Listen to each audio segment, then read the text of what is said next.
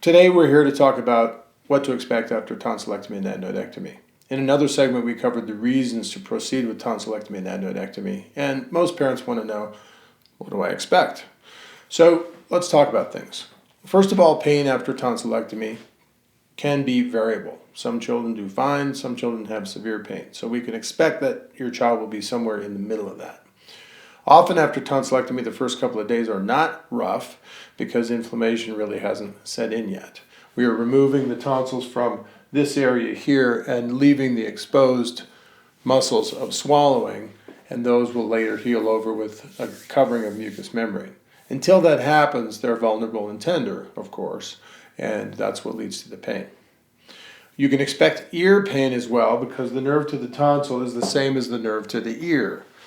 In the fetus, that's one trunk, and then as the fetus elongates, the nerve spreads into different branches, but they're still felt in the ear. So it's very common to have postoperative ear pain after tonsillectomy. It doesn't mean your child has an ear infection. That's called referred pain. The pain to the tonsil is referred to the ear. The pain usually lasts somewhere between 1 and 2 weeks, sometimes 3 weeks in certain children, depending on their pain threshold. After day 3 to 4, when the inflammation is highest, the pain is usually worse. And then at day 5 to 6 to 7, the pain usually decreases. And then when the scab in the back falls off at day 7 to 8, that can result in another increase in pain. So there's a little bit of a roller coaster in the first 7 to 10 days after surgery. So our goal with pain control is to decrease the pain enough so that we can keep hydration. Now let's talk about bleeding. Bleeding occurs in about 1 to 3% of tonsillectomy patients. There are 2 arteries that supply the tonsil, and those can break open and bleed after surgery. A streak of blood is not a big deal. Coughing up tablespoons of blood is more concerning, and that's when you should call your physician. Parents' intuition is very important. If you feel that there's something not right with your child or something that you feel might be untoward after surgery, have a low threshold for calling your physician to ask for reassurance or guidance about that. Now let's talk about diet. There are a lot of variations on this theme, but I prefer a diet that is clear liquid for the first 3 days. So clear liquids are anything you can see newspaper print through, including Jell-O. So one of the great replacements is a Slurpee that's made of ice, an electrolyte-containing drink, and water. Those 3 things together are really wonderful. The ice creates a decrease in inflammation. The electrolytes replace the electrolytes that are lost through the process of urination, and the water replaces water volume that's lost also. Not so important in the first 24 hours after surgery because the anesthesiologist has given intravenous fluids. But the day after, and certainly the day after that, fluid is very important. How to monitor, pretty easy. If your child's urine looks like lemonade and doesn't look like orange juice, you're in good shape. If it starts to become amber colored or strong smelling, that's an indication that dehydration has occurred. Activity.